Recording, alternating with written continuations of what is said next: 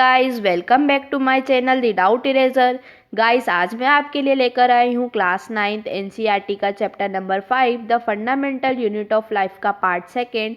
अगर आपने first part नहीं देखा है तो आप उसे मेरे चैनल पर जाके देख सकते हैं। फ्रेंड्स, अगर आपको मेरा वीडियो पसंद आए तो इसे लाइक, शेयर और मेरे चैनल को सब्सक्राइब कीजिए। So let's start the chapter. Friends, first part में हमने न्यूक्लियस तक कवर कर लिया था, तो आज हम कवर करेंगे साइटोप्लाज्म और उसके सेल ऑर्गेनल्स के बारे में। So friends, what is cytoplasm? So cytoplasm is a transparent fluid content inside the plasma membrane. Cytoplasm एक ट्रांसपेरेंट मीन्स पारदर्शी इट मीन्स हम उसके आर पार देख सकते हैं। सो साइटोप्लाज्म में एक पारदर्शी फ्लूइड होता है जो कि प्लाज्मा मेम्ब्रेन और न्यूक्लियस के बीच में फिल्ड होता है। It also contains cell organelles. हमारे जितने भी सेल ऑर्गेनल्स होते हैं वो साइटोप्लाज्म में ही होते हैं। इसके फंक्शंस क्या हैं? तो इसके फंक्शंस है it helps in distribution of molecules, enzymes and nutrients within the cell. ये जितने भी मॉलिक्यूल्स और एंजाइम्स एंड न्यूट्रिएंट्स जितने भी हमारी बॉडी में प्रेजेंट होते हैं वो सेल के अंदर ही डिस्ट्रीब्यूट करता है। It helps in exchange of materials between different organelles. ये हमारे सेल्स में जितने भी ऑर्गेनल्स प्रेजेंट होता है उनके बीच में मटेरियल्स का एक्सचेंज कराता है। Breakdown of glucose takes place in cytoplasm. Glucose means जो भी हम फूड ईट करते हैं वो जो ब्रेकडाउन हमारी साइटोप्लाज्म में ही होता है। अब हम सेल ऑर्गेनल्स के बारे में देख लेते हैं। सो सेल ऑर्गेनल्स क्या होते हैं?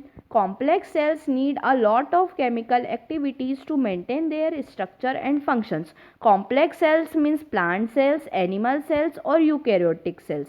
जो भी कॉम्प्लेक्स सेल्स होते हैं उनको बहुत सारी केमिकल एक्टिविटीज़ परफॉर्म करती है, क्योंकि उन्हें अपना स्ट्रक्चर जो भी अपनी बनावट है उसको और फंक्शंस जो भी उनके काम है या फंक्शंस है उनको परफॉर्म करने के लिए उनको बहुत सारी केमिकल एक्टिविटीज़ करनी पड़ती है और इन फंक्शंस को परफॉर्म करने के लिए बहुत सारे सेल ऑर्गेनल्स प्रेजेंट होते हैं।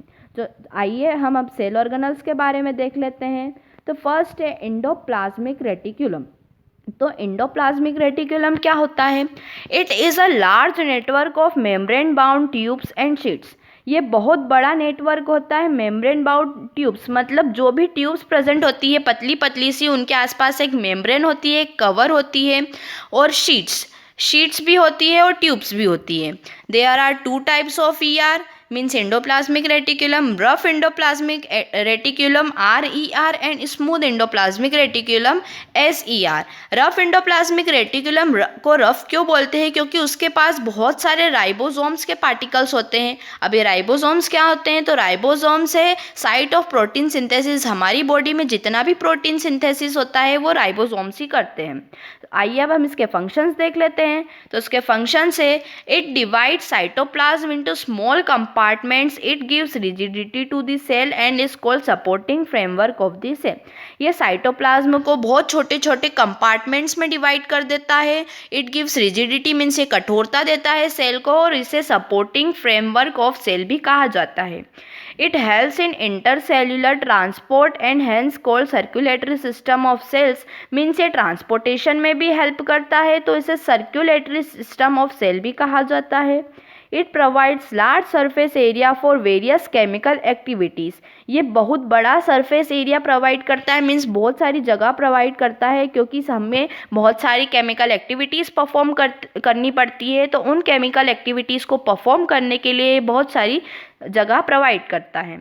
अब हम गोल्जी अपरेटस के बारे में देख लेते हैं। तो गोल्जी अपरेटस डिस्कवर किया गया था कैमिलो गोल्जी के द्वारा। इसे गोल्जी अपरेटस इनके नाम पर ही कहा जाता है। It consist small membrane bound vesicles of different shape. इसमें बहुत सारी वेसिकल्स होती है, उन वेसिकल्स के आसपास भी मेम्ब्रेन होती है और उन वेसिकल्स का शेप डिफरेंट होता है। This vesicle often connect with ER means endoplasmic reticulum. तो ये वेसिकल्स अक्सर एंडोप्लाज्मिक रेटिक्यूलम से भी कनेक्टेड होती है। अब इसके फंक्शंस क्या है? इसके फंक्शंस है it helps in secretion of enzymes and hormones. ये एंजाइम्स का सिक्रीशन, एंजाइम्स की हमारी बॉडी में डाइजेशन और वेरियस केमिकल एक्टिविटीज़ में नीड होती है, जिसके बारे में हम आगे पढ़ेंगे। और हार्मोन्स भी हमारी बॉडी में जो भी एक्टिविटीज़ होती है हार्मोन्स के द्वारा ही होती है। It helps in storage of products, ये बहुत सारे प्रोडक्ट्स के स्टोरेज के में भी हेल्प करता है। It is involve in formation of lysosomes, lysosomes के बारे में हम आगे पढ़ेंगे। सो ये लाइजोसोम्स के फॉर्मेशन में भी हेल्प करता है। It also packages and dispatches materials to various targets inside and outside the cell, ये मटेरियल को पैकेज भी करता है और डिस्पैच भी करता है, मीन्स ये लाता भी है और देता भी है मटेरियल्स को। बहुत सारे टारगेट्स, मीन्स उसके टारगेट्स होते हैं कि मुझे इसको भी देना है और इसको भी देना है, तो वो सारे मटेरियल्स पहुंचाता है। अब हम पढ़ेंगे लाइजोसोम्स के बारे में। So lysosomes are membrane bound sacs filled with digestive enzymes. Lysosomes membrane bound sacs होती है, मीन्स होती है बोरी या थैला, तो वो एक बोरी की जैसी होती है जिसके आसपास एक मेम्ब्रेन होती है और उसमें बहुत सारे डाइजेस्टिव एंजाइम्स फील होते हैं। ये enzymes RER means rough endoplasmic reticulum के बने हुए होते हैं। It helps in keeping the cell clean as it helps in digestion of any foreign particle and worn out cell organelles. So हमने line पढ़ी और हमें आपको क्लियरली समझ में आ गया होगा तो कि इसका वर्क क्या होता है। तो इसका वर्क है डाइजेशन, ये सेल के वर्न आउट पार्टिकल्स को भी डाइजेस्ट करता है और कोई भी फॉरेन पार्टिकल जो भी सेल में एंटर करता है उसे भी डाइजेस्ट करता है। अब इसके फंक्शंस क्या है। So lysosomes help in digestion, they dissolve damage cell and are called suicide bags of the cell. जो सेल हमारी बॉडी में खराब हो जाती है उनको भी ये डाइजेस्ट करता है और इसलिए इसको सुसाइड बैग ऑफ सेल भी कहा जाता है।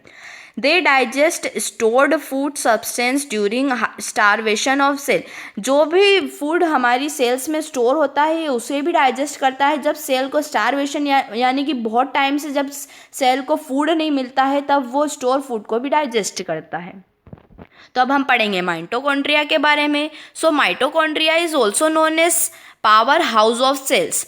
माइटोकॉन्ड्रिया को पावर हाउस ऑफ सेल क्यों कहा जाता है, क्योंकि ये सेल्यूलर रेस्पिरेशन मीन्स हमारी जो फूड होता है उसमें ये ऑक्सीजन को ऐड करने का काम करता है और एनर्जी को रिलीज करता है ATP के फॉर्म में, जो कि होती है एडिनोसिन ट्राइफॉस्फेट। ATP को एनर्जी करेंसी भी बोला जाता है।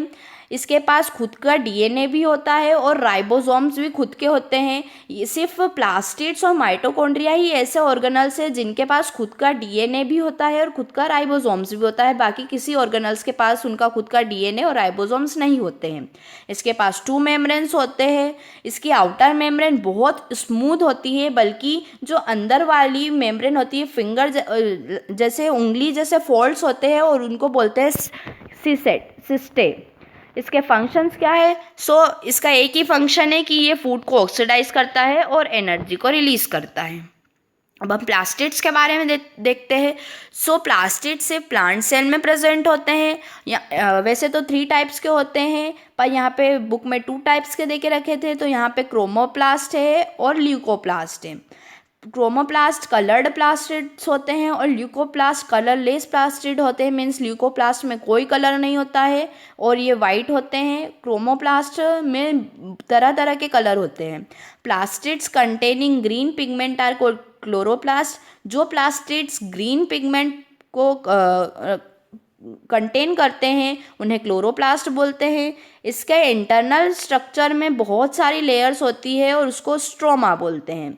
इसके पास भी खुद का DNA और राइबोसोम्स होता है। अब इसके फंक्शंस क्या है। सो इसके फंक्शंस है chloroplast help in photosynthesis and are called kitchen room of the cell. Chloroplast photosynthesis की प्रोसेस में हेल्प करते हैं। फोटोसिंथेसिस क्या होती है। तो फोटोसिंथेसिस वो प्रोसेस होती है जिससे प्लांट्स अपना फूड प्रिपेयर करते हैं और इनको kitchen room of plant cell भी कहा जाता है।